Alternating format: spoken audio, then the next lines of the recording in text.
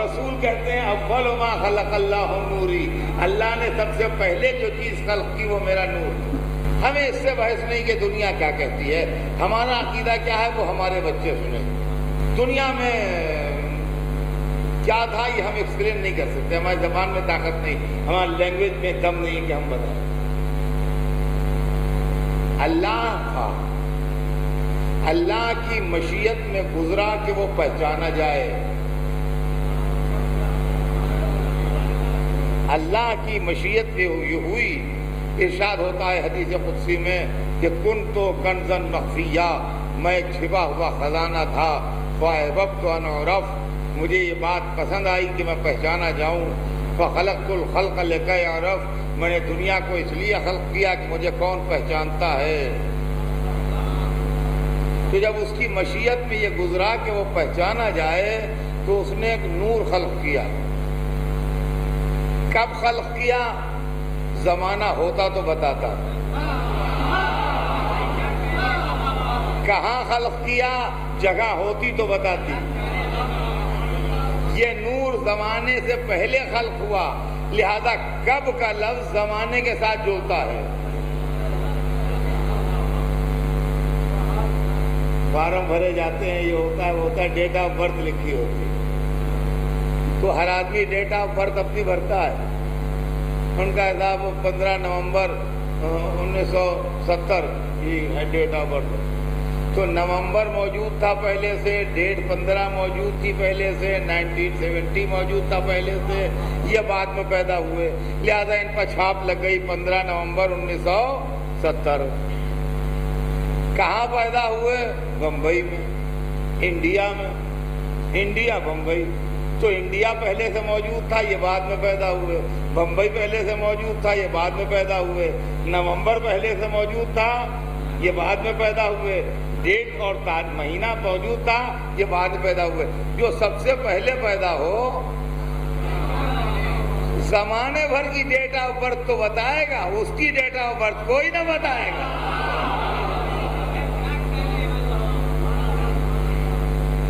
اول ما خلق اللہ نور، سب سے پہلے جو شے اللہ نے خلق کی وہ میرا نور تھا۔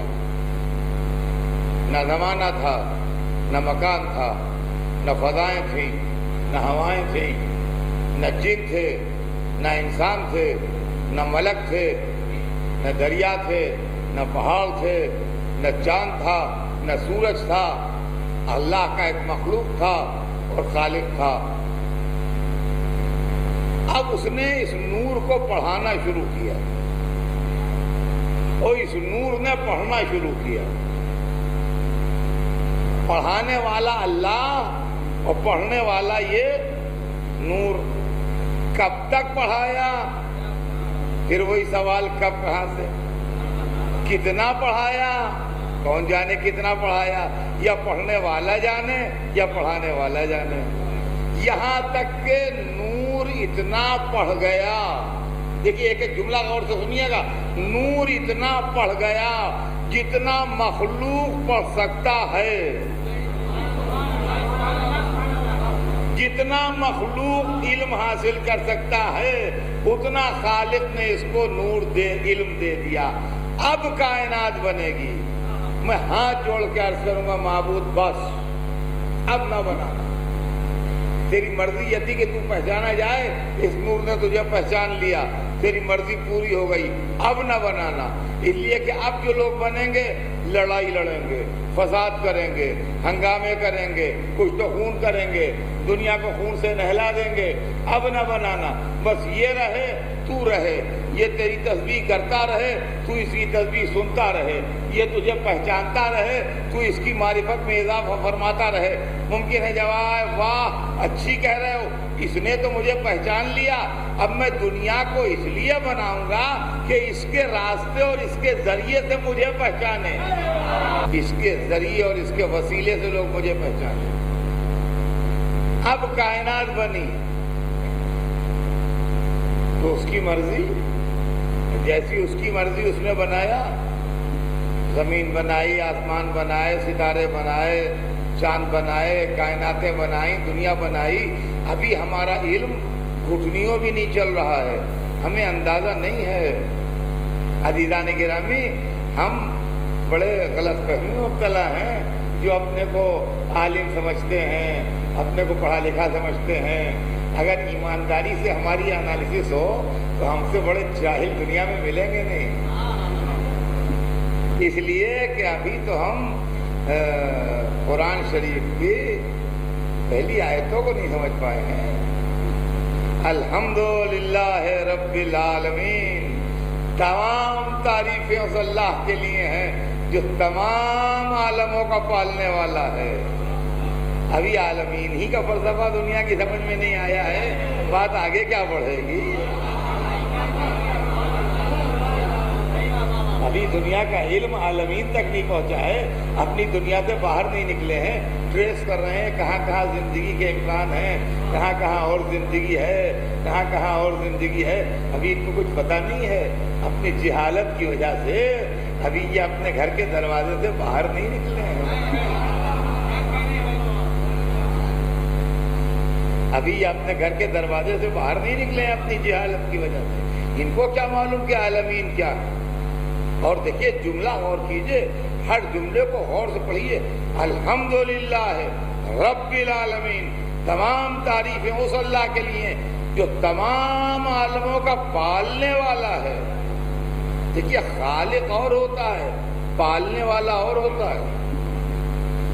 خلق کرنا اور ہے اور پالنا اور ہے۔ پالنے کے لیے ضرورت ہے کوئی پلنے والا ہو۔ جب تک پلنے والے نہ ہوں گے، جب تک آپ پال کسے رہیں؟ ان کا یہاں سے وہاں تک لا کے ایک آدمی نے اپنے گھر میں پنجرے ٹانگ دیے، کیس ٹنگے میں، 20 ٹنگے میں۔ ان کا یہ کیوں ٹانگ دیے؟ کہہ لیں گے اس میں ہم نے جانور پالے ہیں۔ ان کا کوئی ہے بھی اس میں جانور یا پالے ہی ہیں؟ ابھی تو اگر آپ نے پالے ہیں تو کسی میں طوطا، کسی میں مینا، کسی میں کبوتر، کسی میں کچھ ہو تو صحیح، تو آپ کو یہ ہم نے پالے ہیں، اور وہاں خالق پنجرے ٹنگے میں، کیس ٹنگے میں، تو انہیں پلا کیا ہے؟ پلنے کے لیے پلنے والا ہونا چاہیے، تو پالنے والے کے لیے مخلوق ہونا چاہیے، اس کو پال رہا ہے۔ ابھی تک دنیا نہیں سمجھی ہے کہ پالنے والے کا مطلب کیا ہے، لیکن آج سے 1300 برس پہلے ہمارے چھٹے امام نے اس نقطے کو واضح کیا تھا۔ الف الف عالم و الف الف آدم وانا حجت فی الجمین۔ یہ ہے الحمدللہ رب العالمین کی تفسیر۔ الف الف عالم و الف الف آدم، ہزار ہزار عالم ہیں اور ہزار ہزار آدم ہیں۔ اب ابھی ہم یہ نہیں کہہ سکتے کہ یہ 1000 کو 1000 سے ضرب دینا مقصود ہے یا ہزار زیادتی کے معنوں میں ہے، لیکن یہ ہم کو 1300 برس پہلے نقطہ بتا دیا گیا تھا کہ ہزار ہزار عالم ہیں، ہزار ہزار آدم ہیں، وَأَنَا حُجَّةٌ فِي الْجَمِيعِ، اور میں سب میں حجت خدا ہوں۔ تو اب کائنات عالم خلق ہوئی، کیا خلق ہوا، کیسے خلق ہوا، خالق جانے یا وہ مخلوق جانے جس کے سامنے خلق ہوئی کائنات۔ لیکن مسئلہ یہ ہے کہ خلق ہونے والا نور بھی ایک، اور جس نے خلق کیا ہے وہ خالق بھی ایک۔ اب جب یہ دونوں ایک ایک دنیا کے سامنے آئیں گے تو کنفیوژن تو نہ ہو جائے گا کہ جو خلق ہوا وہ بھی ایک اور جس نے خلق کیا وہ بھی ایک؟ تو ایسا تو نہیں ہے کہ انسان کی کمزور نظر دھوکہ کھا جائے اور خلق ہونے والے کو خلق کرنے والا سمجھ لے۔ یکتائی کی بنیاد پر بندے کو خدا سمجھ لے، مخلوق کو خالق سمجھ لے۔ لہذا یہ مسئلہ بھی طے ہو جائے کہ وہ کیسا ایک ہے، یہ کیسے ایک ہیں۔ توجہ چاہتا ہوں عزیزان گرامی، یہ مسئلہ بھی طے ہو جائے کہ وہ کیسا ایک ہے، یہ کیسے ایک ہیں۔ عزیزان گرامی سنیے، ہماری زبان اردو جو ہماری مادری زبان ہے، یا اور کوئی اور زبان ہو، گجراتی زبان ہو یا ہندی زبان ہو، یہ زبانیں تھوڑی چھوٹی زبان ہے، عربی بڑی زبان ہے، بڑی زبان اور چھوٹی زبان میں فرق یہ ہوتا ہے جیسے بڑا گھر اور چھوٹا گھر، تو چھوٹے گھر میں روم کم ہوتے ہیں، اسپیس کم ہوتی ہے، اور بڑے گھر میں روم زیادہ ہوتے ہیں، اسپیس زیادہ ہوتی ہے۔ ویسے لینگویج کا بھی معاملہ ہے کہ بڑی لینگویج جو ہوتی ہے اس کے اندر اظہار کے طریقے زیادہ ہوتے ہیں، اور چھوٹی لینگویج جو ہوتی ہے اس کے اندر اپنی بات کہنے کے طریقے جو ہیں وہ کم ہوتے ہیں۔ عربی زبان میں اس اکائی کو جو ڈیوائیڈ نہ ہوتی ہو عہد کہتے ہیں،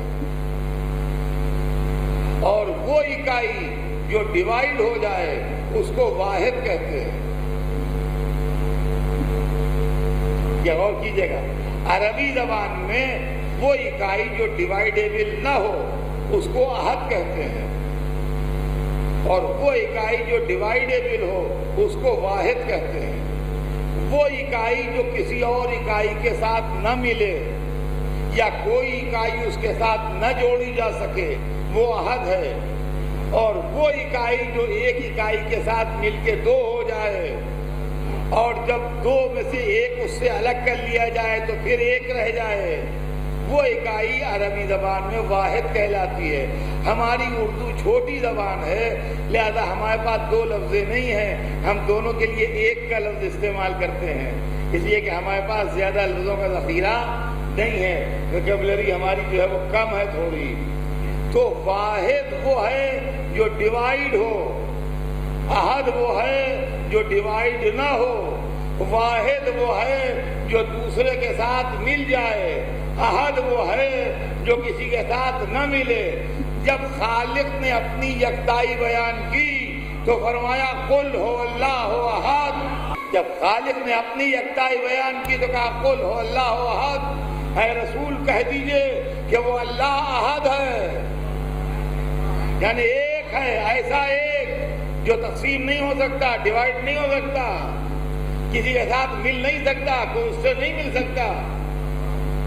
اور جب بندے نے اپنی یکتائی بیان کی تو کہا انا وعلی من نور واحد۔ تو خالق جو ہے وہ احد ہے، نہ کسی کے ساتھ ملے گا نہ کوئی اس کے ساتھ ملے گا، وہ یکتائی ایسی ہے جو ڈیوائیڈیبل نہیں ہے، قابل تقسیم نہیں ہے۔ اور مخلوق جو ہے وہ واحد ہے، خلق ہوگا تو ایک دکھائی دے گا، پھر کبھی دو حصوں میں بٹ جائے گا تو محمد و علی بن جائیں گے، پھر کبھی پنجتن کی شکل میں آ جائے گا۔ یہ عجیب و غریب ہے واحد کے اندر صفت کہ یہ الگ الگ بھی ہو جاتا ہے اور مل بھی جاتا ہے، الگ الگ ہو جاتا ہے تو الگ الگ دکھائی دیتا ہے، مل جاتا ہے تو مل کے دکھائی دیتا ہے۔ شاید یہی وجہ تھی کہ جب چادر تطہیر میں مل گیا تو جبرائیل کہنے لگے کون ہے؟